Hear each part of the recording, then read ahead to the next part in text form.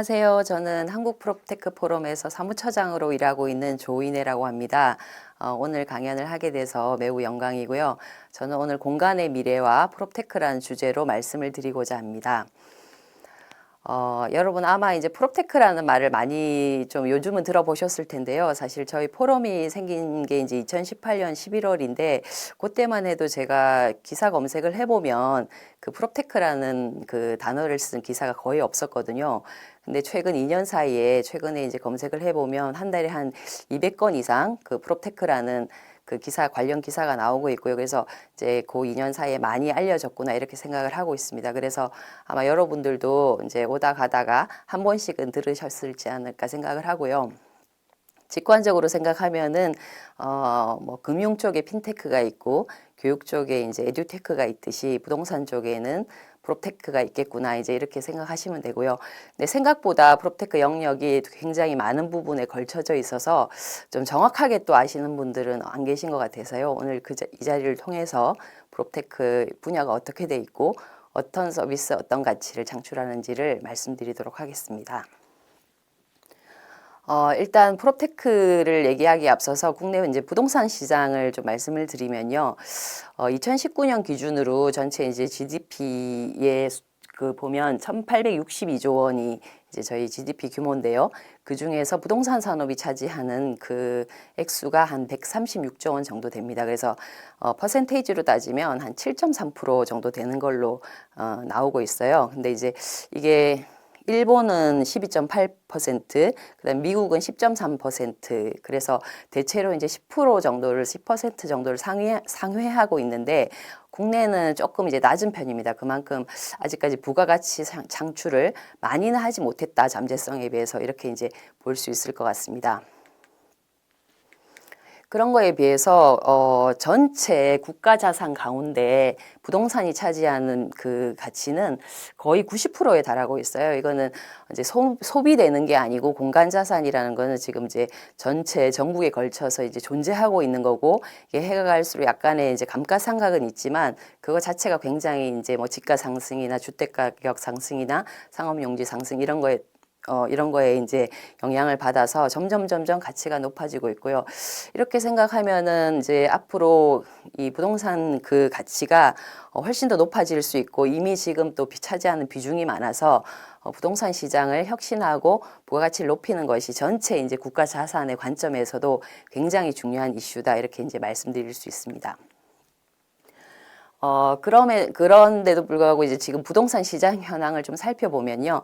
아무래도 이제 7, 80년대에 이제 택지 개발과 이제 주택 공급이 많이 되면서 사실 이제 동시에 굉장히 대량 물량을 공급해야 돼서 어쨌든 이 시장이 공급자 주도 시장으로 이제 많이 흘러왔고요. 그래서 소비자들이 어떤 선택폭이나 이런 게 많지는 않았습니다. 그리고 이제 상대적으로 또 이제 이 분야가 굉장히 하드웨어 위주의 그런 건설이나 이런 쪽이 이제 강하다 보니까 기술이 들어갈 영역이 별로 이제 많지 않았던 것 같습니다. 그러다 보니까 이제 효율성이 조금 떨어지는 그런 단점이 있었고요. 근데 이제 최근에 보면은 이 이제 물량들이 이제 대량 공급 시기가 이제 지나고 경기 이제 조정기, 침체기 이런 게 이제 맞물리면서 물량이 감소되고 시장이 이제 약간 다운되는 그런 이제 상황을 맞이하고 있습니다. 그런데 또 소비자 사이드에서는 어떤 변화가 있냐면 공간 소비의 취향이 굉장히 이제 패턴이 굉장히 다양하고 변화하는 그런 이제 밀레니얼 세대, Z세대가 등장하면서 공간 소비 취향이 굉장히 많이 바뀌고 있습니다. 그래서 전에 어디를 갔을 때 이제 어느 대표님이 말씀하셨는데요.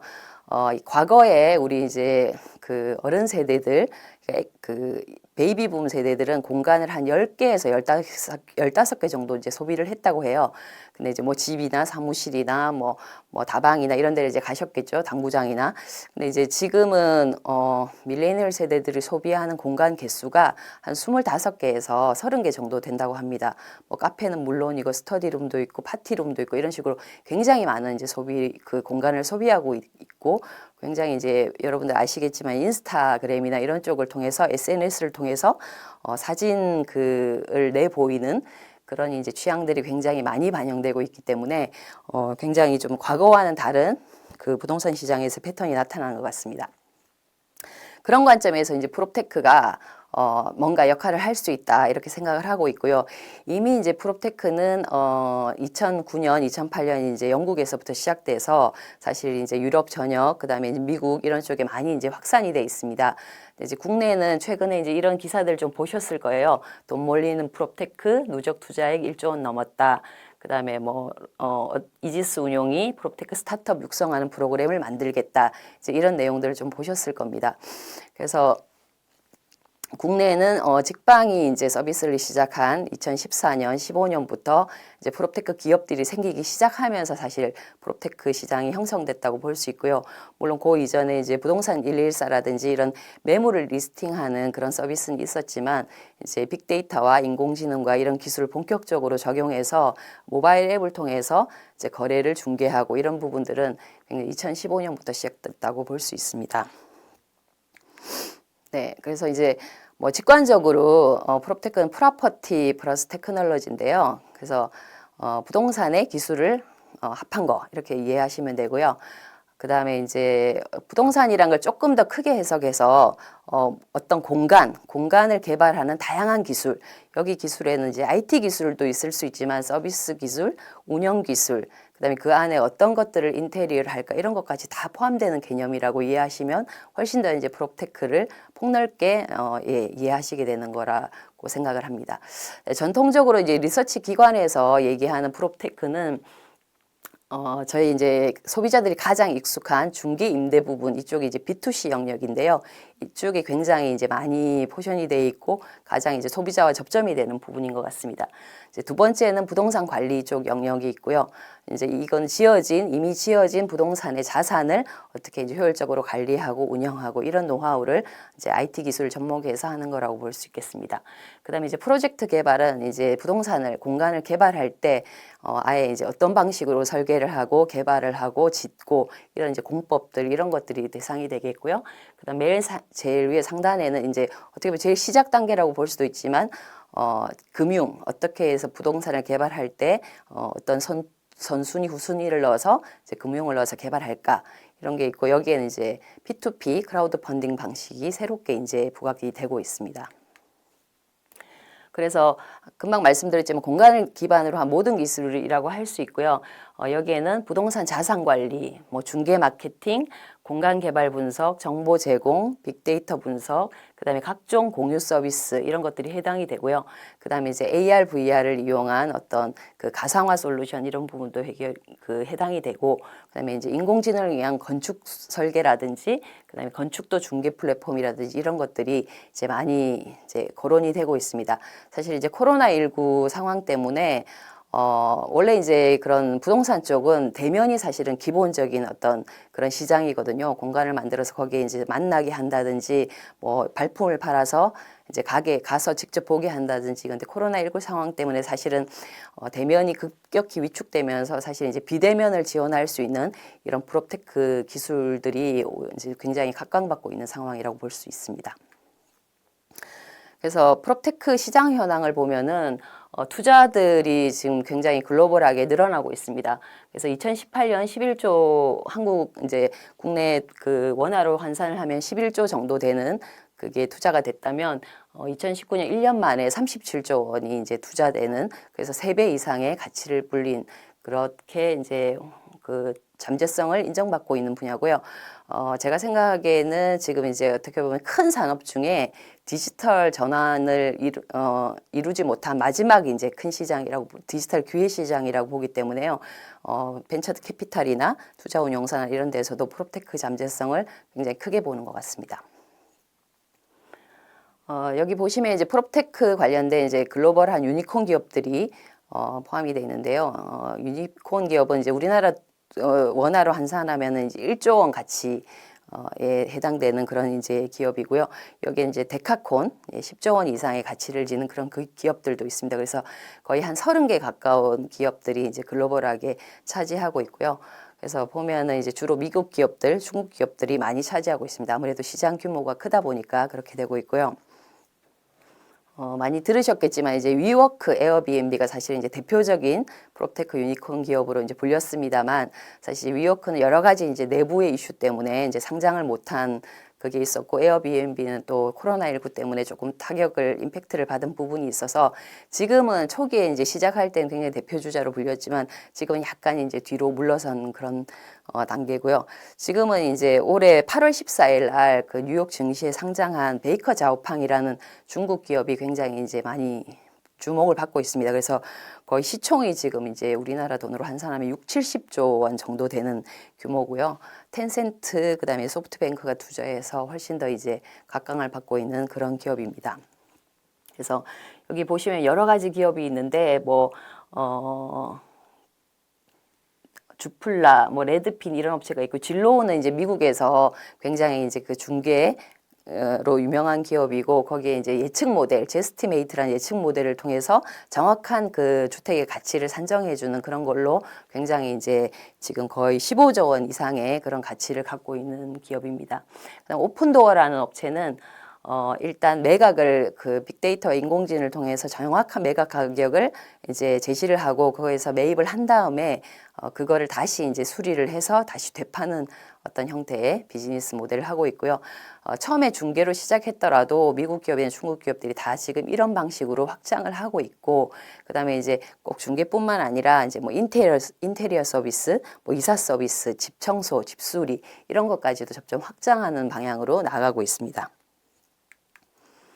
네, 여기 보시면 이제 프롭테크 유니콘 기업에 대한 이제 비율이 나와 있는데요. 예, 미국이 이제 한 70% 이상 차지해서 거의 이제 메이저를 형성하고 있고, 중국 기업이 한 24%를 차지하고 있습니다. 근데 중국 쪽에 그 발전 속도가 굉장히 빨라서 거의 이제 나중에 비등비등하게 가지 않을까 그렇게 생각하고 있습니다. 네, 여기 보시면 이제 프롭테크도 각 국가마다 어떤 협회나 이런 것들이 단체들이 만들어져서요. 지금 있는데 여기 보시면 이제 한국 프롭테크 포럼 제가 소속해 있는 곳도 여기 글로벌 네트워크 안에 포함이 돼서 전체 이제 글로벌 멤버로 활동을 하고 있습니다. 그래서 이제 국내 상황으로 좀 돌아오면요. 저희도 많이 이제 투자가 지금 많이 회원사들의 투자가 많이 늘고 있습니다. 그래서 야놀자 같은 이제 숙박 플랫폼 같은 경우에는 거의 이제 4천억에 가까운 투자를 받았고요. 이미 야놀자는 국내에서 프롭테크로는 유일한 그 유니콘이라고 볼 수 있습니다. 그다음에 직방 같은 아마 직방은 많이 들어보셨을 텐데요. 지금 다운로드가 한 3천만 이상이기 때문에 앱을 다 깔고 계실 것 같은데, 여기는 거의 2,300억에 가까운 또 투자를 받아서 예비 유니콘으로서 활동을 하고 있습니다. 그다음에 이제 아이파킹 같은 경우에 이제 주차 관리를 하는 IoT 기반의 주차 관리를 하는 업체인데, 여기도 투자 규모가 거의 1,000억 가까이에 이르고요. 그다음에 이제 패스트5나 스파크 플러스 같은 공유 오피스, 요새 이제 되게 각광을 받고 있는데, 여기 이제 IPO도 준비를 하고 있는데요. 여기에도 거의 이제 600억, 800억 정도의 대규모의 투자 유치를 진행한 경험이 있습니다. 그다음에 집닥 아시겠지만 집닥도 인테리어 업체로서 이제 200억 정도의 투자를 받았고요. 카사 같은 이제 블록체인 기반의 부동산 유동화 플랫폼 이런 쪽도 많이 주목을 받고 있습니다. 네, 이런 부분은 나중에 뒤에 각 분야별로 조금 더 자세히 소개해 드리는 걸로 하고 넘어가도록 하겠습니다. 그래서 조금 대표적인 투자들, 그리고 대표적인 투자를 하는 주체들이 이제 좀 나오고 있는데, 이런 거에 대해 조금 설명을 드리자면요. 이제 중견건설사 중에 우미건설이라고 있습니다. 그래서 한 20대 건설 그 시공의 20대 그룹에 들어가는 쪽인데요. 여기서 굉장히 이제 프롭테크를 앞서 투자를 많이 해서 거의 20개 가까운 스타트업들에 지금 투자를 하고 있고요. 또 이런 업체의 서비스들을 우미건설에서 하고 있는 그런 사이트에 많이 적용을 하고 있습니다. 그래서 내용만 봐도 공유 주방도 있고요. 그다음에 밸류에이션 업체도 있고, 그다음에 인공지능 설계 업체도 있고, 아파트 관리도 있고, 꽤 많은 투자를 진행을 했습니다. 그다음에 이제 직방 같은 경우에도 스타트업이긴 하지만 투자받은 그런 자금을 바탕으로 또 시너지 효과가 나는 다른 다양한 회사에 투자를 해서 직방 네트워크를 또 만들고 있습니다. 그다음에 이제 아래쪽은 이제 그 VC들인데요, 벤처 캐피탈인데요, 주로 이제 이 프롭테크 쪽에 많이 투자하는 그런 기업들입니다. 그래서 보시면 다들 몇 개씩 투자를 하고, 근데 프롭테크 투자는 좀 규모가 약간 커서 좀 다른 쪽 투자, 스타트업 투자하고는 좀 차별성이 있습니다. 그리고 이제 좀 의미가 있는 게 작년 말에 이제 프롭테크 전문 펀드가 만들어졌어요. 그래서 해외에서는 이미 이제 프롭테크 전문 펀드들이 있는데 국내에서는 사실 사례가 없었다가 이제 프롭테크에만 전문적으로 투자하겠다 이렇게 해서 나타났고, 아까 이제 투자를 많이 하셨던 스타트업의 우미건설과 직방이 이제 100억씩 출자를 해서 만든 기업입니다. 그래서 이미 지금 하우저, 프롭지, 어반베이스 이런 6개, 7개 업체에 지금 투자를 하고 있고요. 예, 그래서 지금 한 투자 규모는 한 개별 업체당 한 10억에서 몇십, 30억 사이 이렇게 진행을 하고 있습니다. 그래서 지금도 계속 이제 투자를 모색을 하고 있고요.